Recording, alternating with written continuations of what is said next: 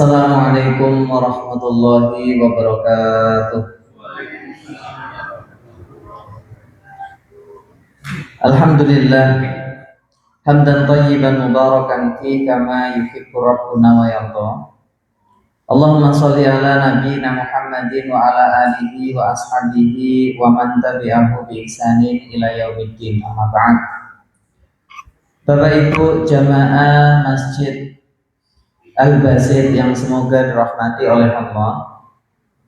Alhamdulillahirabbil alamin, pada malam hari ini Allah memberikan kepada kita kenikmatan yang begitu luar biasa, sehingga pada malam hari ini kita dipertemukan oleh Allah Subhanahu wa taala untuk mengkaji dari hadis-hadis Rasulullah sallallahu alaihi wasallam yang ada di dalam kitab Targhib wa Tarhib karya Imam Al-Mundhiri, yang mana semoga saja apa yang kita pelajari itu nantinya akan membawa manfaat di dalam hidup kita dan juga memudahkan langkah kita menuju surganya Allah Subhanahu wa taala. Amin.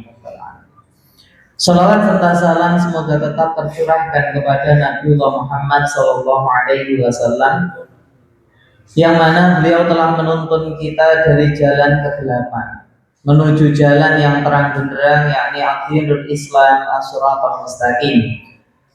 Pada malam hari ini insya Allah kita akan memulai kajian kita terkait masalah terkait kitab Targhib wa Tarhib. Nah, kalau kita bilang kitab itu biasanya juga diajarkan di pesantren. Hanya saja kitab yang diajarkan di pesantren itu sudah dirumuskan ulang. Sehingga apa? Dipilihin yang paling bahasanya lebih arahnya kepada amalia fikih. Jadi amalia fikih. Nah, kalau kita melihat kitabnya yang asli, maka kita akan melihat bahwa bab yang pertama itu beliau memulai dari Kitabul Ikhlas. Ini kitab aslinya. Sedangkan kalau panjenengan lihat di karya beliau atau kemudian yang sudah dipilih, yang biasa diajarkan di pesantren, itu adalah jenahnya. Jadi ada yang mengkaji untuk diajarkan itu dimulai dari bab tentang apa? Tentang menuntut ilmu. Jadi di sana ada perbedaannya. Nah, sebelum kita masuk ke dalam kitab itu, maka kita melihat siapa Imam Mundhiri ini. Beliau tidak lain bernama lengkap Zakiyuddin Abdul Adim bin Abdul Qawi bin Abdullah bin Salamah Abu Muhammad Al-Mundhiri. Gelar beliau adalah Al-Hafidh karena beliau memiliki hafalan puluhan ribu hadis. Kalau kita sing penting enten hadise, bahasanya gitu. Atau sing penting hadis ngoten mawon. Ini apa? Puluhan ribu hadis.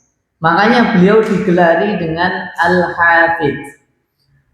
Beliau ini lahir pada bulan Sya'ban tahun 581 Hijriah, sekitar 1185 Masehi di Mesir, dan wafat 656 Hijriah atau 1258 Masehi juga di Mesir. Perjalanan beliau menuntut ilmu tidak lain sejak umur beliau 10 tahun.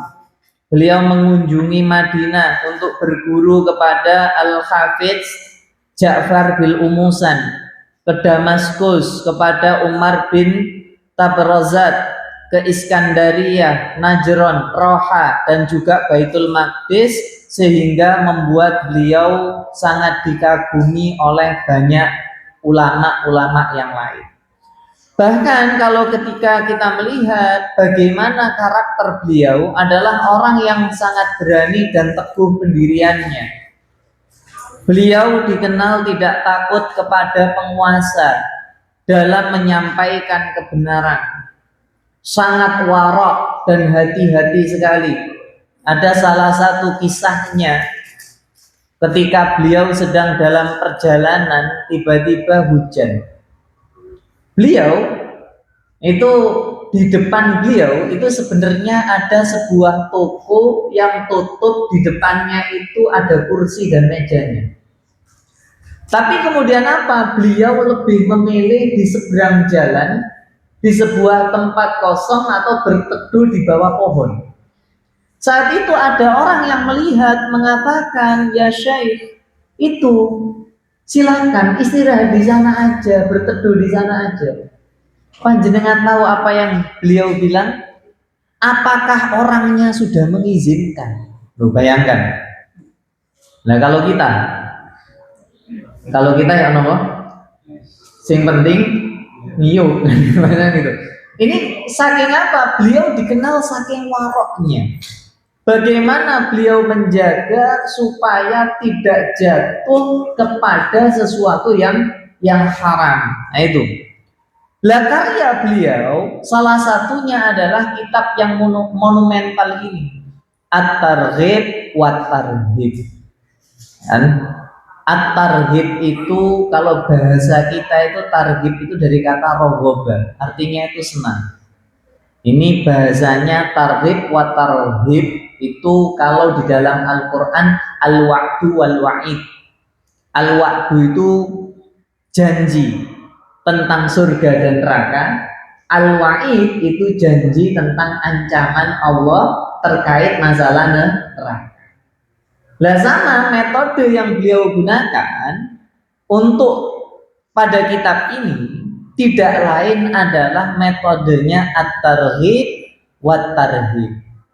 Bagaimana beliau mengumpulkan hadis-hadis Nabi Shallallahu Alaihi Wasallam yang berisi motivasi untuk melakukan ibadah dan juga ancaman ketika seseorang itu melakukan kemaksiatan. Lah beliau memulai hadisnya tidak lain adalah dari Ibnu Umar radhiyallahu anhuma pada bab at-targhibu fil ikhlas. Artinya adalah targhib, kalau bahasa gampangnya motivasi di dalam keikhlasan, wasidqu dan juga kejujuran, wan niyatu as-salihah dan juga niat yang benar. Lah beliau memulai hadisnya yang pertama tidak lain adalah dari hadis yang diriwayatkan oleh Umar bin Khattab radhiyallahu Ibnu Umar radhiyallahu anhu. Tentang apa? Maka kita jabarkan sedikit di sini, tidak lain adalah tentang kisah penghuni gua. Sebenarnya bukan penghuni, Pak, tapi orang yang nyasar di gua, bahasanya. Nah itu. Hadis ini menceritakan tentang 3 orang pemuda dari umat terdahulu yang terjebak di dalam gua akibat batu besar yang longsor dan menutupi pintu gua. Mereka sadar bahwa pertolongan manusia terputus. Tidak ada yang dapat menyelamatkan mereka kecuali berdoa kepada Allah dengan bertawasul melalui amal soleh yang mereka lakukan yang paling jujur dan ikhlas. Bunyi hadisnya adalah an Abdullah bin Umar radhiyallahu anhuma, dari Abdullah bin Umar radhiyallahu anhuma, qala telah berkata dia, sami'tu Rasulullah sallallahu alaihi wasallam, saya telah mendengar Rasulullah sallallahu alaihi wasallam yaqulu, bersabda Nabi, in talaqa salasatu rahtin mimman kana qablakum hatta awau al-mabita ila gharin. 3 orang dari umat sebelum kalian berangkat bepergian hingga malam memaksa mereka untuk menginap di sebuah gua. Fadakhaluhu, maka mereka memasukinya. Fanhadarat sahratun minal jabal fasaddat alaihimul ghar. Maka tiba-tiba sebuah batu besar dari gunung jatuh dan menutupi pintu gua tersebut. Faqalu innahu la yunjikum min hadhihi sahra illa an tad'ullaha bisolihi a'malikum.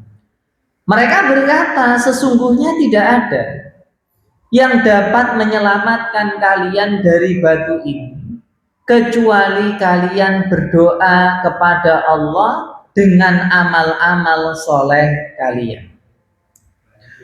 Faqala rajulun minhum Allahumma kana li abawani syaikhani kabirani wa kuntu la a'biku syarbul asyi. Ya Allah, dahulu saya memiliki kedua orang tua yang sudah renta. Saya tidak memberi minuman di malam hari untuk keluarga saya ataupun hewan ternak saya qablahuma ahlan wala malan fana'abi fi talabi say'in yauman falam arih alaihima hatta nama fahalabtu lahuma gubukuhuma fawajatuhuma na'imina fakarihtu an a'biko qablahuma ahlan wala malan. Kalau disebutkan di situ suatu saat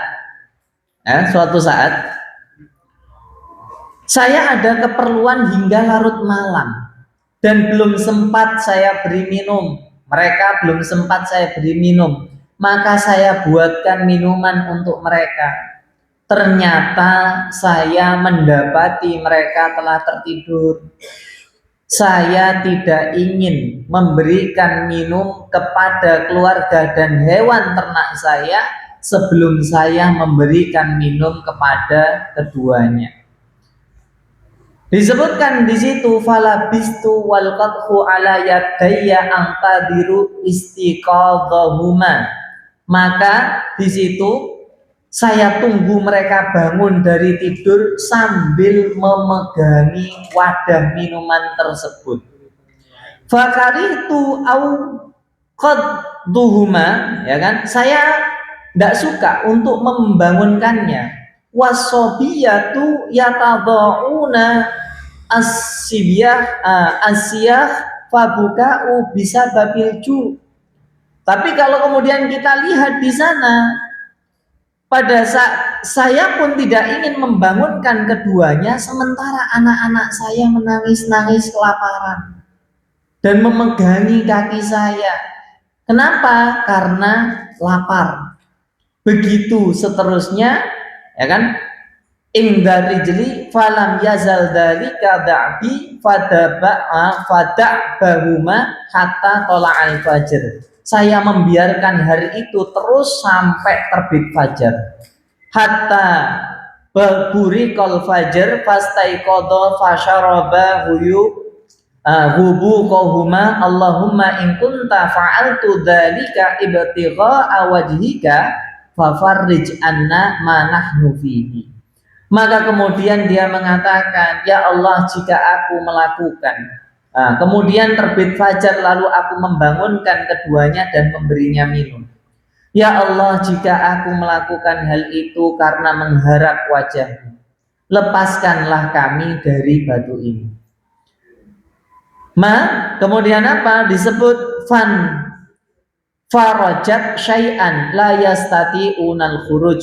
Batu itu bergeser sedikit, namun mereka belum dapat keluar darinya.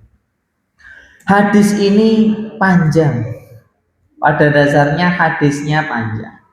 Kalau kita baca di sini, cerita yang kedua adalah tentang seorang laki-laki yang dia itu sangat cinta kepada putri pamannya.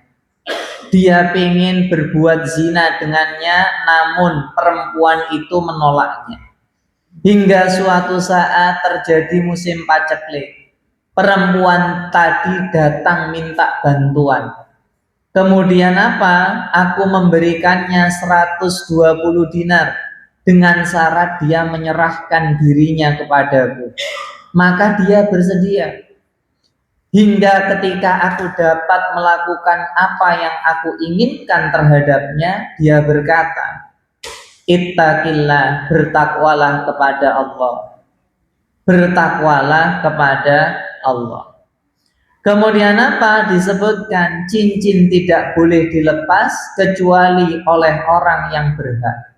Maka aku pun takut melakukan perbuatan itu. Lalu aku tinggalkan dia padahal dia adalah orang yang paling aku cintai. Aku tinggalkan pula emas yang telah aku berikan kepadanya.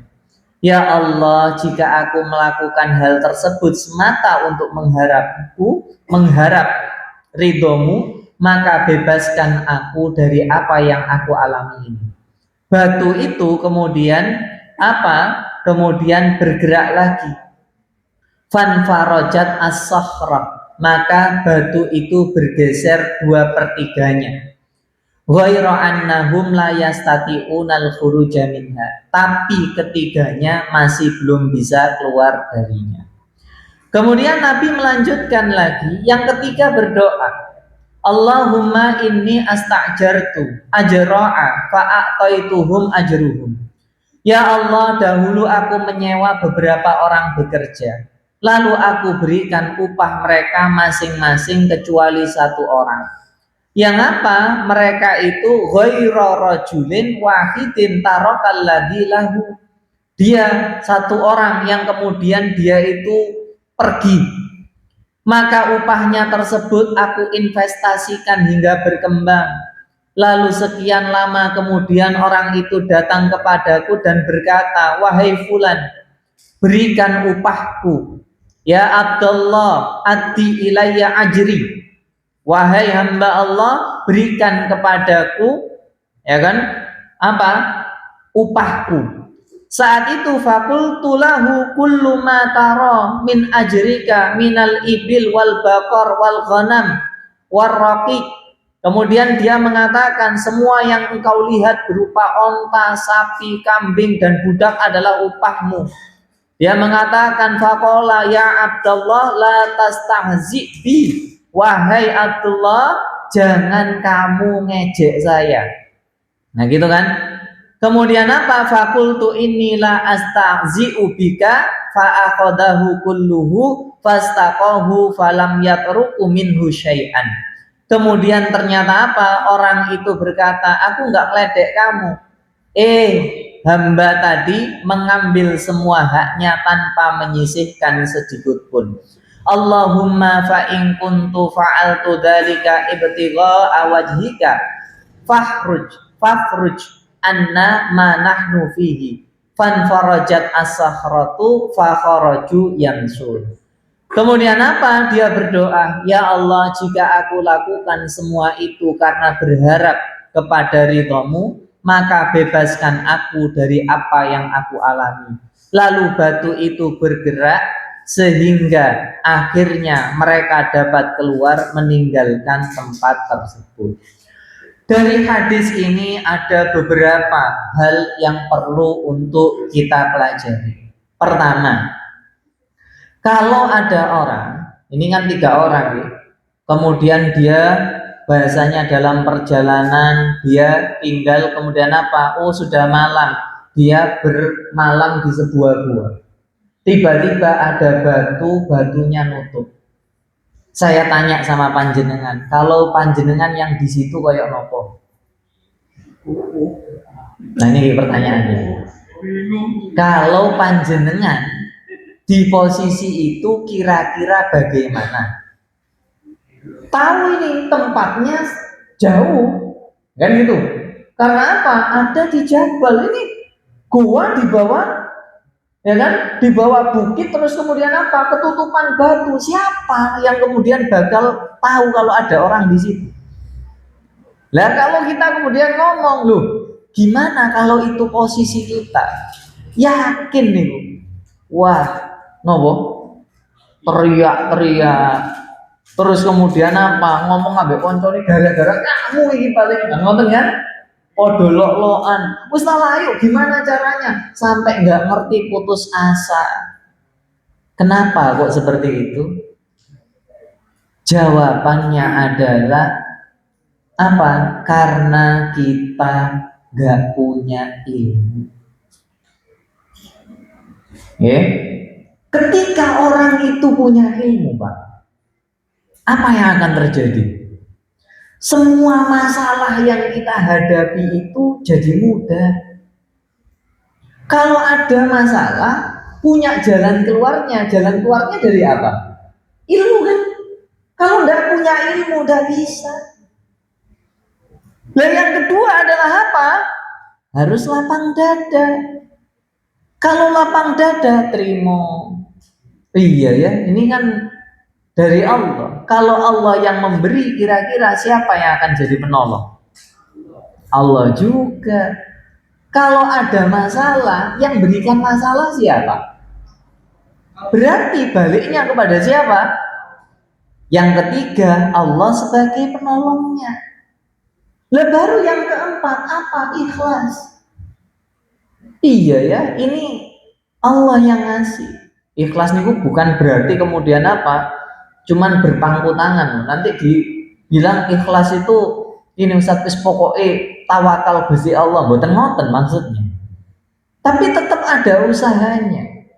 Apa yang akan terjadi nanti itu semua ketentuan dari Allah. Tapi kita nggak boleh memungkiri bahwa kita juga harus usaha. Nih yang terakhir. Lah kita bahas satu-satu. Kenapa kok kemudian orang itu harus berilmu dulu? Kalau kita bilang bagaimana keutamaannya, satu, kedudukannya orang yang berilmu itu tinggi. Bagaimana di dalam surat Al-Hujurat ayat yang 11, yarfa'illahu alladhina amanu minkum walladhina utul ilma darajat. Niscaya Allah akan mengangkat derajat orang-orang yang beriman di antaramu dan orang-orang yang diberi ilmu beberapa derajat. Yang artinya apa? Kalau kita lihat, semakin orang itu berilmu, maka dia semakin punya derajat yang tinggi. Tapi di sini harus ada, kalau kita bilang harus ada hubungannya dengan ayat yang disebutkan kedua. Apa itu? Ini apa itu? Al-Fatir 28. Apa itu? Innama yakhsyallaha min ibadihil ulama.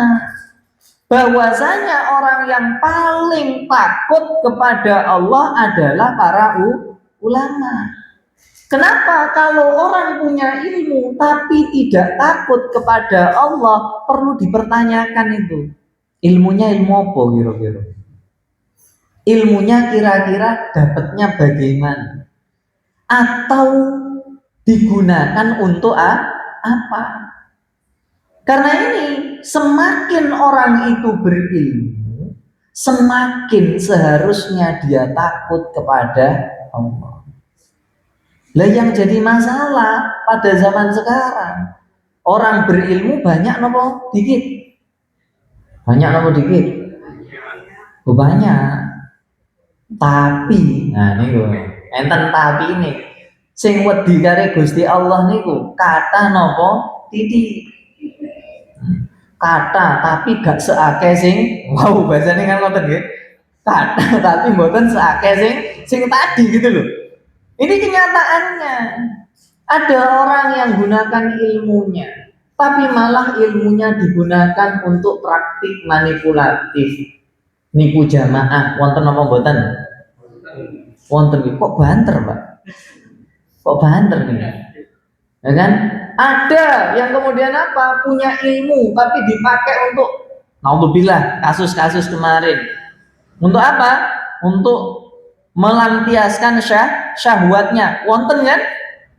Loh, kalau kita bilang dia punya ilmu tapi ilmunya tidak dibarengi dengan keimanan yang baik. Karena itu ilmunya naik tapi kemudian apa? Imannya malah jatuh. Karena itu para ulama ngomong ketika berbicara, kalau orang itu semakin berilmu, semakin dia beradab. Harusnya gitu. Semakin dia berilmu, semakin dia punya adab. Kenapa? Karena ilmu yang akan jaga dia. Ojo ngono. Dia yang ilmunya yang akan ngomong kepada dia, jangan gitu. Dia punya kemudian yang namanya apa? Pikiran. di mana ini baik apa buruk. Dia sudah bisa karena ilmu yufarriqu bainal haqqi wal batil. Dia yang bedain antara benar salah itu di mana. Lah masalahnya kalau yang namanya ilmu tadi ternyata tidak digunakan untuk semestinya. Maka ayat Al-Fatir ayat 28 gak dipraktekin. Padahal semakin ilmunya naik harusnya semakin takut. Ini boten, semakin ilmunya naik lah kok tambah wah beling bahasanya ngoten ya. Nah ini kan bahaya. Ini apa? Ini. Lah masih di dalam sana kalau kita bilang orang yang berilmu itu harusnya dapat kebaikan yang melimpah. Yu'til hikmata mayyasha wa may yu'tal hikmata faqad utiya khairan katsira di dalam surat Al-Baqarah.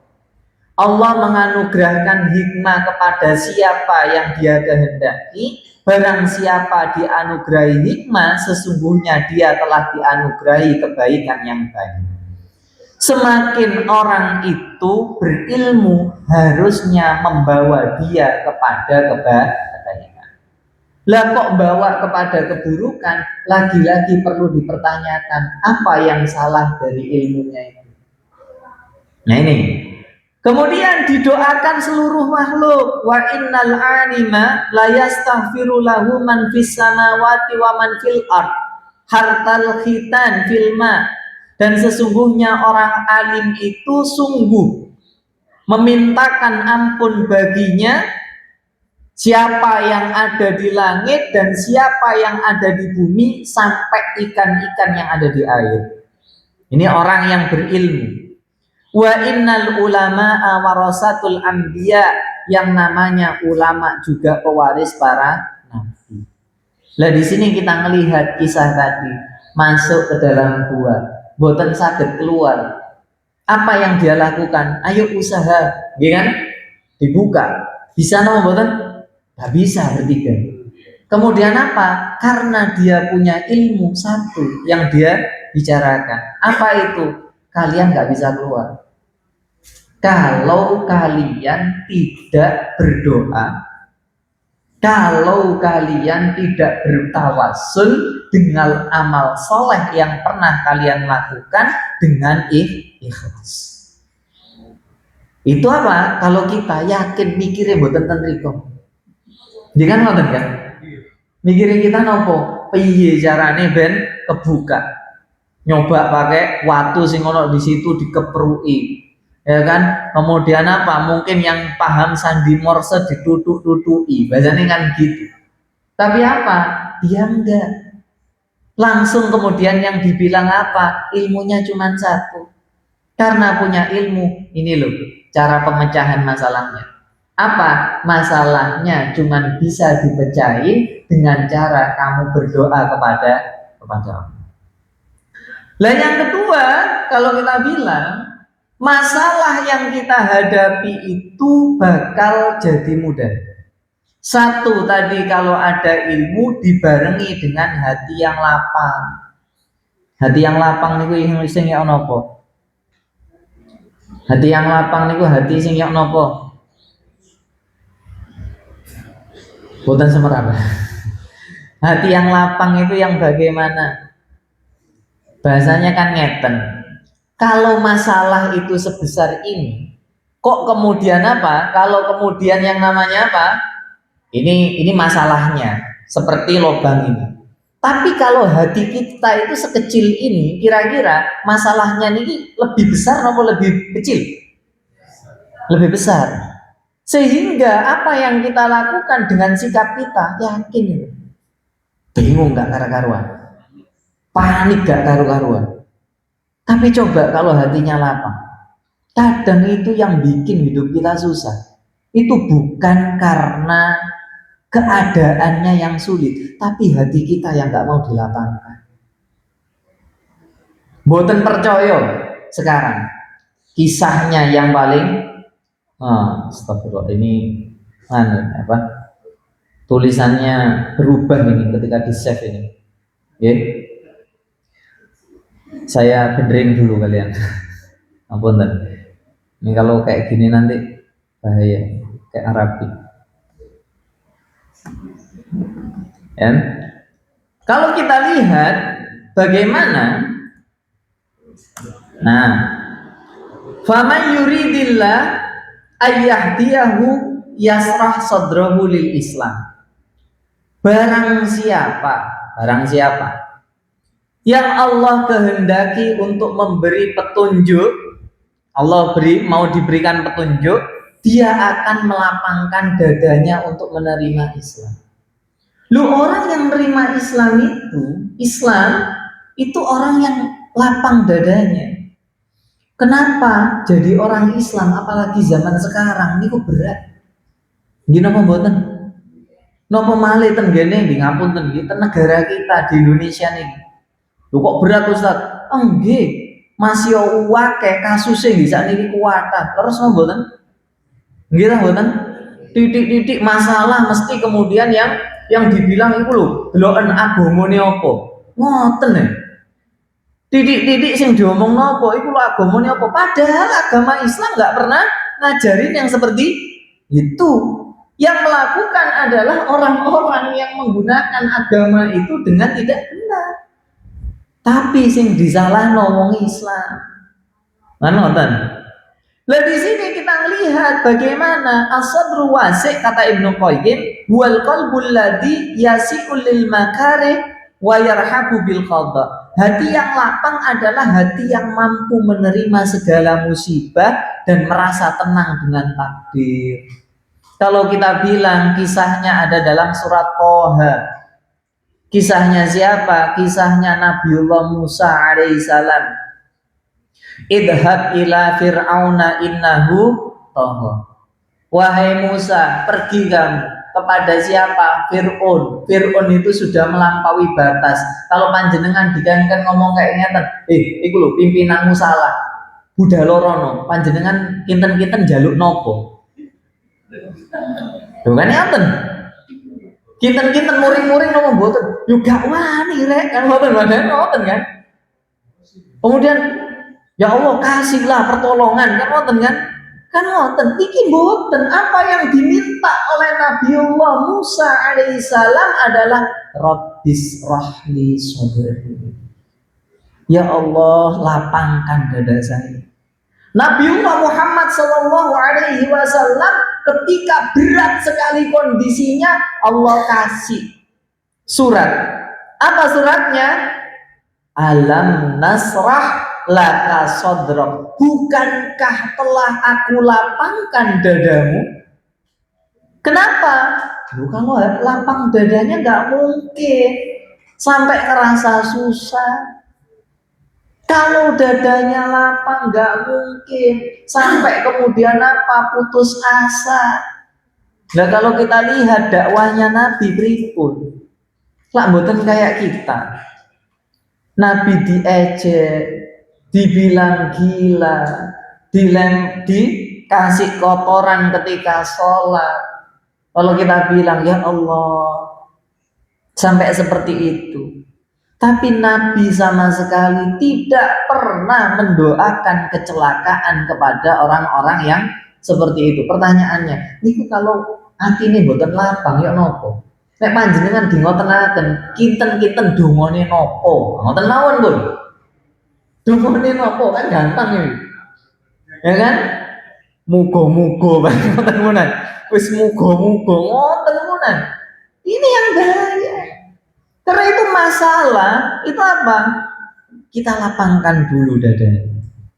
Masalah sebesar apapun, mau bentuknya bagaimanapun, kalau dadanya lapang, nanti ujung-ujungnya adalah apa? Ya Allah, Gusti, panjenengan yang ngasih.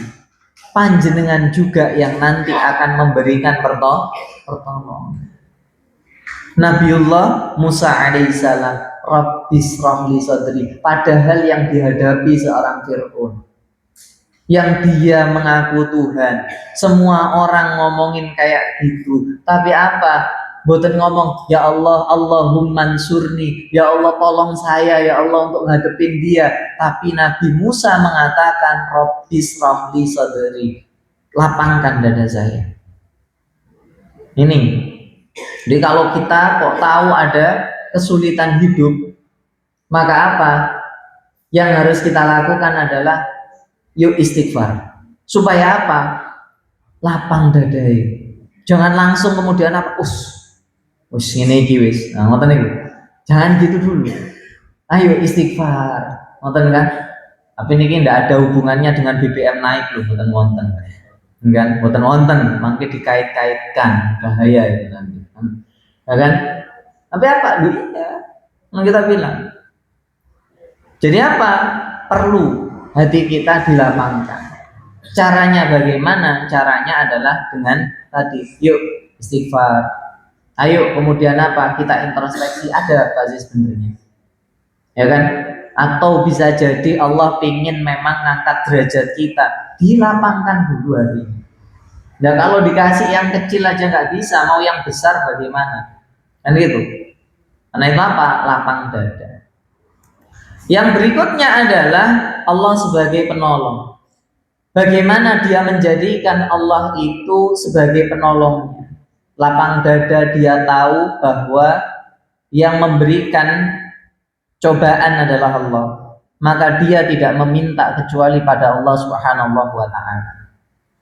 Inna alladzina qala lahumun nas innan nasa qad jama'u lakum fakhshawhum fazadahum imanan qalu hasbunallahu wa ni'mal wakil.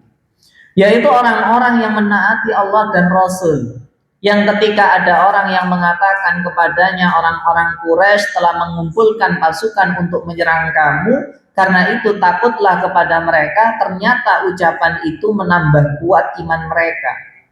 Dan mereka menjawab, cukuplah Allah sebagai penolong bagi kami dan dia sebaik-baik pelindung. Wa in tawallaw fa'lamu annallaha maulakum. Dan jika kalian berpaling, maka ketahuilah bahwasanya Allah itu adalah penolong kalian. Ni'mal maula wa ni'man nasir. Sebaik-baik penolong, kan, sebaik-baik yang memimpin, kekasih, sebaik-baik juga, sebaik-baik pelindung dan juga sebaik-baik penolong. Di dalam hadisnya Nabi kepada Ibnu Abbas, idza sa'alta fas'alillah wa idza sta'anta fasta'in billah. Kalau kalian minta sama Allah.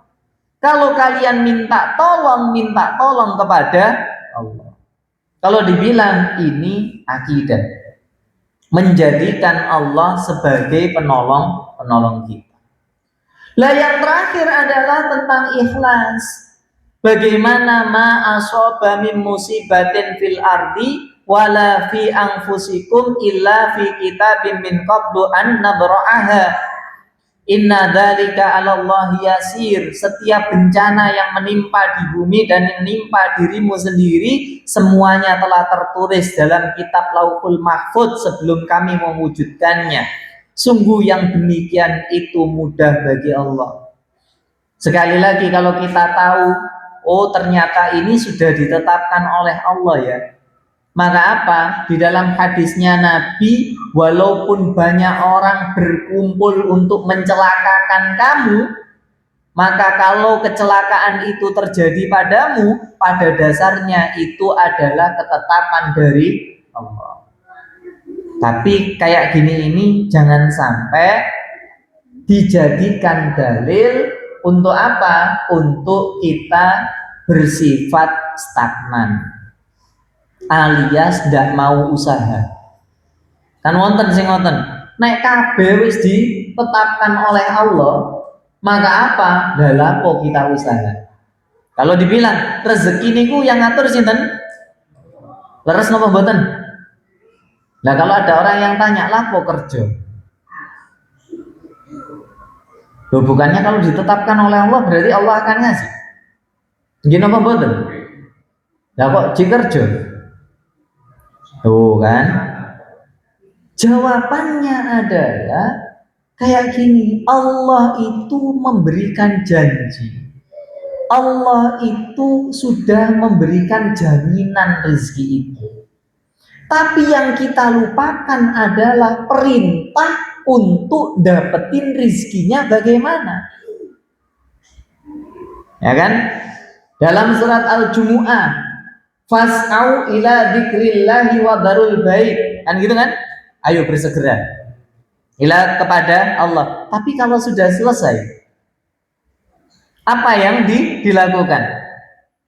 Wabatagu min fadlillah. Cari malahan dari rezekinya Allah itu. Artinya kalau kita mau mencari, mau dapat jaminannya Allah, kita kudu ngelakuin satu usaha, dua ibadah. Usahanya juga diikuti dengan ibadah. Jangan hanya sekedar usaha, karena usaha itu juga bisa menjadi ibadah, dilakukan. Lah orang itu sering juga salah kaprah bahwa apa? Sudah Ustaz, Allah sudah jamin, saya tawakal aja pasti dicukupi oleh Allah. Saya tanya panjenengan, kalau ada orang yang punya dalih seperti itu, kemudian apa? Saya ikhlas kok jadi kayak gini. Loh, enggak gitu. Kan Allah juga mengatakan innallaha la yughayyiru ma biqaumin hatta yughayyiru ma bi anfusihim. Allah enggak akan merubah keadaan suatu kaum sampai kaum itu mau merubah keadaan dirinya sendiri. Ada perintah, ada jaminan dari Allah, tapi ada yang harus kita lakukan. Nah, kalau ngomong tawakal bagaimana? Supaya kita ikhlas tawakal Allah, nanti ikhlas hasilnya. Tawakal disertai dengan apa? Usaha. Kalau ada orang yang ngomong tawakal tapi tidak usaha, itu sebuah kebohongan. Loh kok gitu, Ustaz? Enggak. Enggak. Nah, saya bilang ngeten mawon, perang Badar ini Allah janjikan menang apa kalah? Allah janjikan menang apa kalah? Menang. Pertanyaannya, Nabi ngatur strategi napa mboten? Loh, jare wis dijanjikan oleh Allah. Lapo cik ngatur strategi? Usaha. Nggak bisa. Allah punya janji, tapi kita juga harus mau mengijabahi. Ada suatu ketika murid saya ngomong, Ustaz, saya sering berdoa, tapi kenapa rasanya doa saya nggak pernah dikabulkan? Jawaban saya adalah karena kamu nggak pernah berusaha untuk apa? Meraih doa-doamu itu. Kamu memang berdoa sepanjang hari, tapi bagaimana dengan usahamu? Karena kita nggak berusaha untuk menggapai apa? Doa-doa itu supaya dikabulkan. Caranya adalah apa? Ada usaha di sana. Nah itu. Ini apa? Kalau sudah semua itu, nah baru tawakal. Muncul nanti yang namanya ikhlasnya. Yang berikutnya adalah tentang tawasul. Nah, ini menjadikan wasilah dalam doa. Tadi kan disuruh, ayo pakai wasilah. Lah, boleh napa mboten? Boleh. Ya ada yang boleh, ada yang boleh. Yang boleh adalah apa? Tawasul dengan nama Allah. Saya mengambil langsung dari apa? Fatwa tarji saja. Boleh, boleh. Jadi kalau tawasul dengan nama Allah, panjenengan mau doa, di dalam hadis Nabi kan ada yang apa dibilang? Apa? Ucapkan. Ya kan?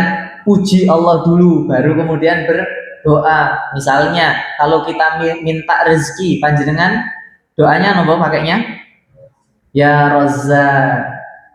Kalau minta ilmu, ya Fattahu ya Alim. Kan nonton? Itu jadi apa? Puji dulu nama Allah, baru kemudian kita berdoa. Nah gitu. Sehingga apa? Di situ boleh hukumnya menggunakan nama Allah sebagai apa? Perantara doa kita kepada Allah. Bertawasul dengan amal soleh yang pernah dilakukan boleh. Hadisnya, dalilnya adalah hadis tadi. Jadi boleh nih, panjenengan kok dalam kondisi susah, kok punya amalan yang tidak pernah ditinggalkan misalnya, dan jenengan lakukan itu karena Allah, angkat itu untuk doa. Angkat itu untuk doa. Karena itu kenapa para sahabat zaman dahulu pasti punya yang namanya amalan-amalan unggulan yang tidak pernah ditinggalkan. Itu apa? Dilakukan karena Allah. Berdoa kepada orang yang soleh boleh napa mboten? Boleh kalau hidup. Nah ini dulu. Boleh kalau, nah kan saya doain, ngoten lho. Iya kan? Boleh kalau masih hidup, panjenengan tahu ada orang soleh, doakan dong, ya kan? Wong panjenengan gini, kalau kemudian Pak boleh minta doa sama orang yang hidup. Nah biasanya panjenengan tiang budal haji minta doa nopo mboten? Boleh, boleh. Ya kan, kan? Boleh minta doa kepada orang yang soleh yang masih hidup, boleh. Lah ada tawasul dengan perantara orang mati, ya ini yang nggak boleh. Wong mati pripun niku nih? Dongakno ya nopo? Dongakno meneng ae, kok gak dijawab. Ngoten kan. Dongakno meneng ae, kan gitu. Itu loh. Ya namanya juga sudah menikah. Yang kedua adalah perantara makhluk atau benda, nggak boleh. Ada dulu. Betul apa-apa? Oh lanjut. Yang kedua adalah apa? Perantara makhluk atau benda, nggak boleh hukumnya. Makhluknya Allah maksudnya misalnya apa? Datang ke badukun. Nah, jaluk ajimat alias apa? Jimat-jimat. Itu kan benda. Terus kemudian apa? Oh itu lo ada pohon. Ini pasti keramat. Tak ndonga nduk ngono. Itu juga nggak boleh. Ini yang dimaksud nggak boleh. Jadi yang kayak gini. Jadi kalau panjenengan mau tawasul boleh dengan nama Allah aja doa. Kemudian apa? Setelah itu maka apa? Maka pakai amal soleh juga boleh. Yang ketiga adalah doa, minta kepada orang soleh. Tadi yang kedua adalah amal soleh, yang ketiga minta sama orang yang soleh, tapi sing bener-bener soleh. Boten sing kemudian kan zaman sekarang banyak juga orang yang kalau ndonga niku pakai tarif. Kan gitu kan. Jasa doa kan gitu kan. Makanya kemudian ada orang jualan air gitu kan. Leres mboten niku kan. Banyu didol, bahasanya kan ngoten. Diwacai dhewe ae, bahasanya kan gitu. Itu kan banyak. Itu ya salah kaprah, enggak boleh. Yang seperti itu. Kemudian apa? Kalau kita bilang ini bentuk-bentuk tawasul. Bentuk-bentuk tawasul. Perintah kemudian apa? Di dalam hadis tadi kita melihat bagaimana ada seorang laki-laki yang memprioritaskan orang tuanya dibandingkan dengan dirinya sendiri, bahkan keluarganya. Pada dasarnya birrul walidain itu merupakan perintah kedua setelah menjauhi syirik. Bagaimana Allah menjelaskan dalam surat Al-Isra, wa qadha rabbuka alla ta'budu illa iyyah wa bil walidaini ihsana. Ayat ini memerintahkan tauhid, ya, dan Allah dan Tuhan engkau menetapkan bahwasanya janganlah kamu menyembah kecuali kepadanya, dan juga berbuat baiklah kepada kedua orang tuamu. Nah, di dalam Islam kedudukan orang tua itu sangat tinggi. Lah tapi di zaman sekarang orang tua itu diletakkan di bawah. Banyak anak yang naudzubillah min dzalik nganggep sing penting bapak ibuku urip, aku ya urip. Apa maksudnya? Wong bapak ibuku wis kerja kok. Aku ape lapo. Kan gitu kan. Banyak yang seperti itu. Banyak yang hanya menjadikan orang tuanya seperti apa? Sebagai pembantu saja. Tanda kiamat yang pernah kita bahas. Padahal apa? Ibu adalah bahasanya pintu surga kita. Bahkan Nabi mengatakan al jannatu tahta aqdamil ummahat. Surga itu ada di bawah telapak kaki ibu. Nah ini. Tapi bukan berarti Pak. Ini kita bilang oh berarti mutlak ya kita seperti itu. Saya pernah ditanyain. Ada yang pernah tanya. Satu murid saya sendiri, yang kedua adalah orang dari waktu kajian juga. Tanyanya kayak gini, Ustaz, bagaimana kalau saya itu nggak pernah diurus oleh bapak saya? Saya sudah ditinggalkan dari kecil. Terus tiba-tiba bapak saya datang terus minta saya untuk ngopeni dia. Terus kira-kira saya yo opo? Pripun Pak Bu? Nek ditakoni ngaten pripun? Hah? Ya napa? Waduh, kan gitu kan? Loh, jangan salah. Ini terjadi loh. Itu sebuah kisah nyata. Dan apa? Dan itu ngomong sendiri. Bahkan ada, ya kan? Salah satunya yang kemudian apa? Cerita itu sambil nangis-nangis. Saya nggak terima kalau saya disuruh untuk ngurusin bapak saya. Wong saya nggak pernah disekolahkan, nggak pernah diapa-apain, ditinggal. Kok moro-moro dia datang dengan seenaknya minta kayak gitu? Ngomong ngoten kan? Lu salah nopo mboten iki? Nah, kan itu loh. Ya kita juga harus melihat. Kita nggak bisa menghukum itu hanya sekedar kemudian apa? Wis pokoknya api ono ae lah. Berbuat baik oke, tapi kan juga kita harus melihat. Kadang-kadang ada anak yang disakiti sampai hatinya hancur. Bener nggak mboten? Hancur kayak gitu. Untuk nerima lagi itu ya Allah beratnya luar biasa. Kadang-kadang ada orang yang hanya melihatnya dari sisi terus gak popo pokoknya lakoni sing apik ae. Enggak gitu. Tapi bagaimana Ustaz kalau melihat wabil walidaini ihsana, berbuat baik kepada kedua orang tua? Maka jawabannya adalah apa? Ya sudah, yang penting kamu sudah ngelakuin apik. Napa niku? Bukan berarti harus 100% itu jadi tanggung jawab, tapi kalau kemudian apa? Bisa bantu ya udah bantu. Nah kalau nggak bisa ya udah. Mau gimana? Wong dia juga tidak pernah melakukan tanggung jawab itu. Kalau saya putus hubungan bagaimana Ustadz? Lah ini yang nggak boleh. Cuman itu aja. Tapi nerimanya itu ya Allah susahnya luar biasa. Saya ditanyain itu saya bingung. Nek aku posisi ngono ya opo kan? Ya kan ngoten. Itu sakit itu. Ya kan? Ada yang ngomong, gimana Ustaz? Tapi dia minta nafkah. Jawabannya adalah kalau kamu mampu, ya udah. Kalau kamu mampu dan memang apa mau berbuat baik sebagai amal ibadahmu, kasih. Tapi jangan kemudian dikasih sesuatu yang lebih. Ya kan? Apalagi naudzubillah kan ada orang tua yang kemudian meninggalkan anak istrinya karena judi, wonten kan? Karena wedoan liyane, wonten apa mboten? Kata malah dari bapak, kata dari bapak itu kan tadi lah. Terus kemudian apa? Ya kasih aja secukupnya. Kalau memang 1 bulan itu harusnya apa? Cuman butuhnya beras sama kan? Ya udah kasih itu aja selesai.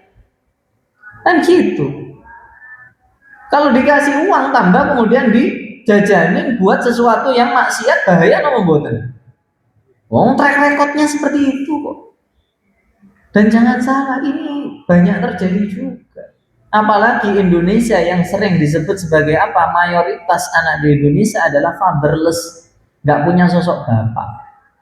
Bukan berarti nggak punya bapak, nggak punya sosok bapak, karena bapaknya tidak bertanggung jawab. Nah kalau ada yang seperti itu, itu apa? Kita perlu nggak hanya belajar tentang hukumnya, ini juga kita perlu untuk ngomong dengan para psikolog gimana ini kira-kira.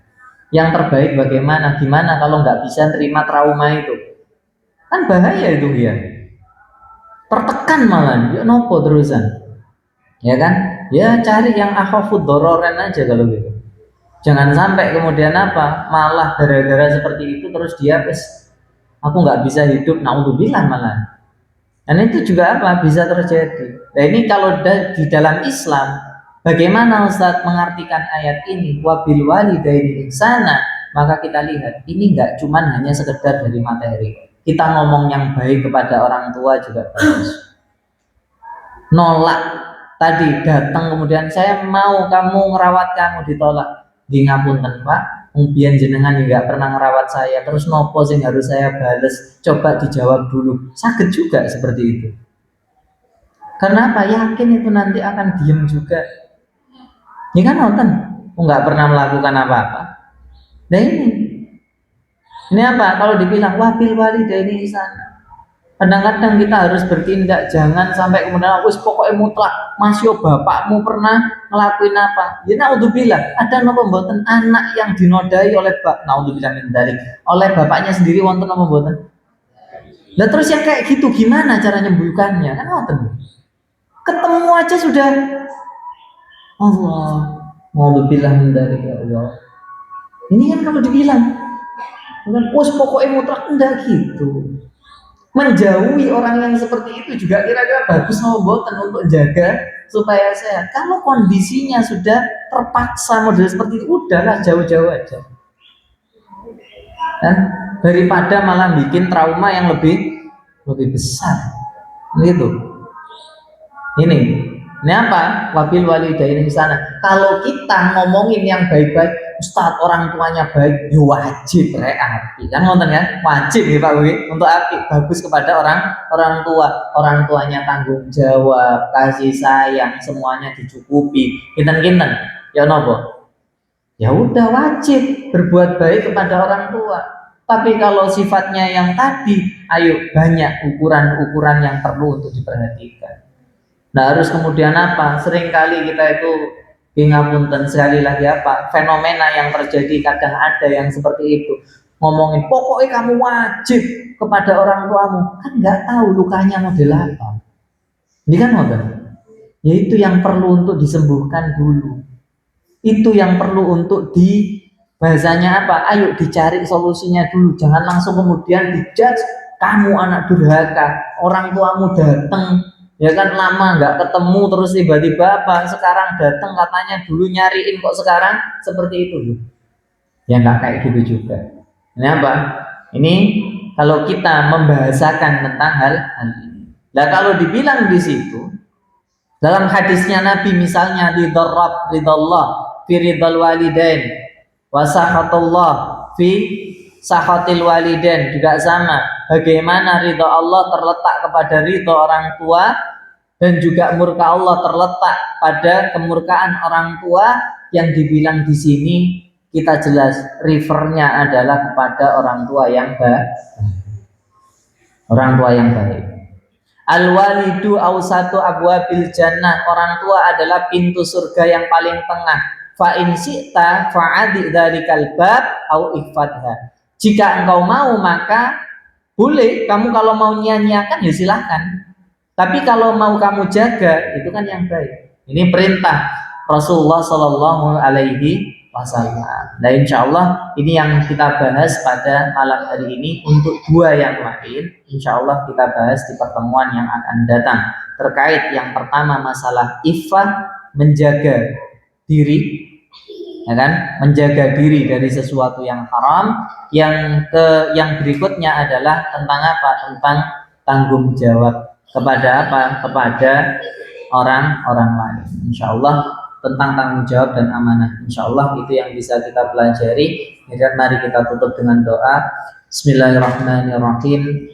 Allahumma alimna ma yanfa'una wanfa' bima 'allamtana wa zidna ilma. Rabbana ij'alna min ahlil Qur'an wahdina bil Qur'an wa nawwir qulubana bil Qur'an. Rabbana zalamna anfusana wa illam taghfir lana wa tarhamna lanakunanna minal khasirin. Allahumma inna nas'aluka al-huda wat tuqa wal afafa wal ghina. Allahumma ansuril ikhwanana al-muslimina fi Palestin wa fi Sudan wa fi Lebanon wa fi Iran wa fi kulli makan wa khususan fi Indonesia innaka antas sami'ud du'a. Rabbana hab lana min azwajina wa dhurriyyatina qurrata a'yun waj'alna lil muttaqina imama. Rabbana atina fid dunya hasanah wa fil akhirati hasanah wa qina adzabannar. Wa sallallahu ala nabiyyina Muhammadin wa ala alihi wa sahbihi wasallim. Walhamdulillahirabbil alamin. Kurang lebihnya saya mohon maaf. Assalamualaikum warahmatullahi wabarakatuh.